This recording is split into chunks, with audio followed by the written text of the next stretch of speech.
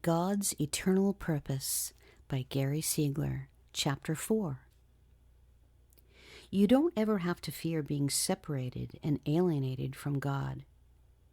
Now you may be in your mind, but you need to understand that God has already reconciled you. God has already chosen you. Something that has been hurtful is that some teach that predestination is only for a certain few. Ephesians chapter 1. We've been chosen in Him before the foundation of the world, that we should be holy and without blame. Well, if we believed that, we would be so happy. If we knew that we were chosen in Him before the foundation of the world, then we have nothing to worry about. Our destiny is sealed.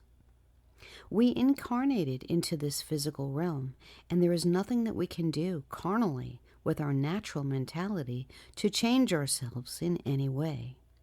Jesus said it this way, "How could any of you, by taking thought, even add a cubit to his stature?" However, if we knew that we were chosen in Him before the foundation of the world, and we have the seed of God that has been pre-programmed and predestinated to reproduce God on this earth, what do we have to worry about? As a priest, we do not work for God. A priest simply recognizes that not only does he live in the presence of God on this earth, but he is the presence of God on this earth. David said it this way, "Where can I go to get out of the presence of God?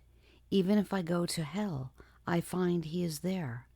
So we need to help people understand that you may not at this moment sense the presence of God, but you are never out of His presence. People need to know that at any time, any given moment, in any situation, all it takes is a slight turn in your inner being to turn your heart to the Lord. 2 Corinthians 3:16. Whenever the heart shall turn to the Lord, the veil shall be taken away. What is that veil? It's your carnal mind, your carnal understanding, and your religious mind. Whenever your heart just slightly turns to the Lord, the veil will begin to be removed from your eyes, and you will begin to sense the sweetness of His presence. God flows from the priest, flows from their inner being to become a reconciler to the world. It is so wonderful to not judge people in the wrong way. There is a righteous judgment. We shouldn't judge one another in the sense of being condemning. A righteous judgment will recognize by discernment what is wrong, maybe in your life. But a righteous judgment won't condemn you for that. A righteous judgment will minister to you the life and the essence of God, so that you will realize God loves you and only wants the best for you. That is a righteous judgment. So a priest doesn't work for God. A priest just recognizes that the being of God, the essence of God, the magnificence of God is flowing from his inner being. A priest is a living expression of God on this earth. Would you believe you could be an expression of God without ever having read a Bible? Without ever going to church or Bible school? This is why in all the cultures of the world, in all the religions of the world, you will find people who will shine with the love, nature, and the character of God, because it's not a matter of intellectual knowledge. Now I will tell you that the most wonderful knowledge that you can have is the knowledge of Jesus Christ, the value of the cross and what it means in our lives, that God so loved us that He came in a human form, incarnated in that man Jesus, and showed us the love of the Father. He gave us someone to look at, who loved us so much He was willing to die and go to the cross. Christians all over the world believe that, yet they're still not manifesting Christ. But you will find people, and I've met some from different cultures and different religions, that when you meet them, you sense the love of God. You sense the compassion of God. Gandhi was one of those men. Yet your traditional Christian religion will teach you that Gandhi is in hell because the typical Christian believes that you have to have the intellectual knowledge right to be accepted by God. Some think if you do not believe right, you can't be saved. That is such nonsense. Now, it's wonderful to believe right. I remember hearing a preacher say in my early church days that we needed to go to Africa and we needed to go to India. We needed to go all over the world and tell people about Jesus because they were all dying by millions and going to hell and burning forever because we didn't tell them about Jesus. If you have a concept of God like that, how could you help anybody? Because all you can do is go out and tell them, He died for you, but you've got to receive Jesus or you are going to hell. A lot of them will receive Jesus, and they are still in hell the rest of their lives, because hell is a consciousness, not necessarily a literal place. You know what hell is? I lived in hell for many years as a Christian. Hell is wanting so desperately to be like Jesus and not being able to do it. Hell is reading the Bible 10 chapters a day, speaking in tongues for an hour a day, spending hours and hours and hours every week, crying and wanting so desperately to be like God, and be a total failure. That is hell. I was in that hell for many years, so it has nothing to do with an intellectual belief system. God's eternal purpose is that we would hear His voice. Now, you could hear His voice in the preacher. You really can. You can hear His voice reading the scriptures. But the real problem is this coming to be able to trust that which you hear that is opposite or perhaps opposes what you've been taught all your life. You see, it's like I shared here earlier that we have been chosen in Him before the foundation of the world. We have church doctrines that say, well, that is true. God did choose some, and those He chose will be okay, but those He didn't are going to hell forever. Not long ago, I was talking with someone and I said, what about this verse? Whom He foreknew, He did also predestinate to be conformed to the image of His Son. Well, he said, sure, if God foreknew you, He then predestinated you. I say this, who didn't He foreknow? Is there anybody that God didn't foreknow?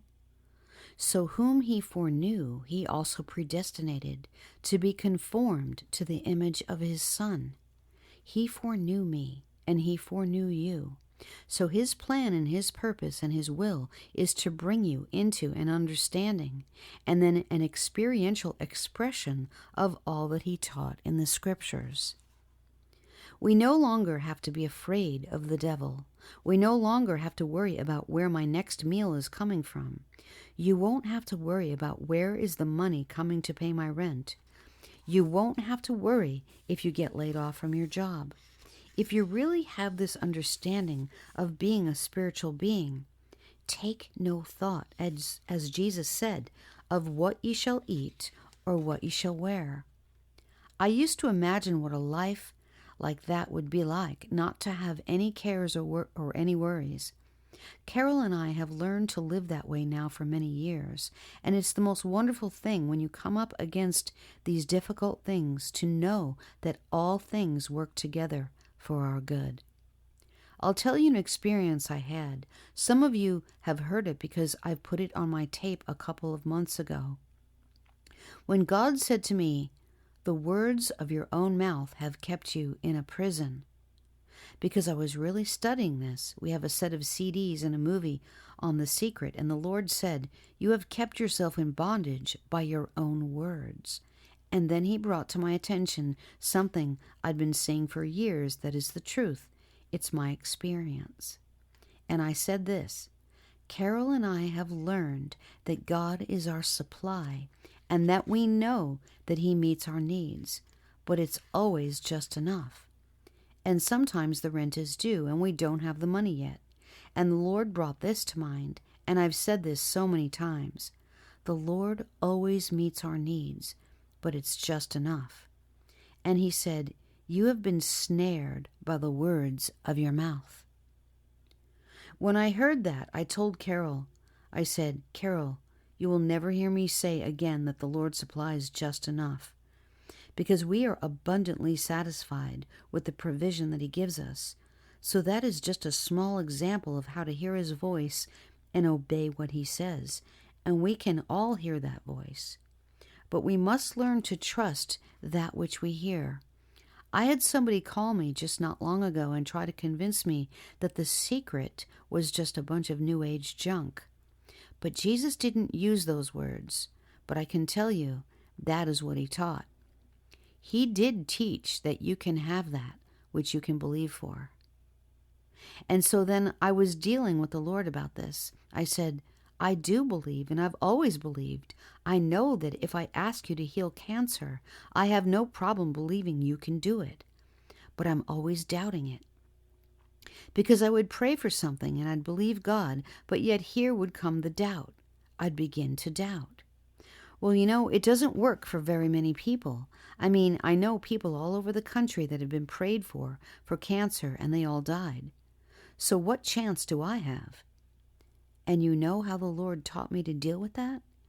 This is by hearing his voice. Some time ago it was revealed to me, doubt is not a thought. He said, when you're believing for something in the Word, it says, if you can believe and not doubt in your heart, you shall have what you believe him for. When you have a negative thought, that is not doubt. That is a thought. And so you deal with that the way you've learned to deal with food and clothing and all that. You just take no thought. So when you pray for something and the negative thought comes, if you don't entertain that thought, it will never become a doubt. But if you take the thought and you think about the thought and you mull it over, then that doubt gets into your heart, and that stops the thing that you need to bring forth, which you are believing for. So that is how important it is. So now I realize I don't doubt anymore, because I'll deal with that the way I've dealt with our clothing, our rent, everything. Carol and I have learned we don't take a thought. So now I'm learning not to take a thought about these doubts that come, because that is all they are. They are just thoughts, and they are not doubts until I entertain them, until I receive them, until I feel the depression and feel the weakness.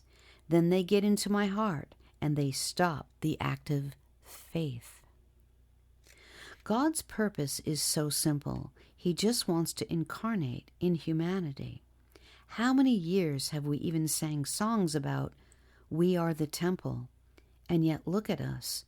We are just as sick as the world. We are just as divisive, but we are beginning to sing, we really are the temple. We really are the manifestation of God on this earth. And maybe that manifestation is not very much right at this moment, but it is getting stronger all the time. I had the most wonderful experiences of coming out of some of these areas that I lived in for years as a Christian, of not being able to overcome this and being concerned about that. So a priest is one where God flows from our inner being to be a reconciler of the world.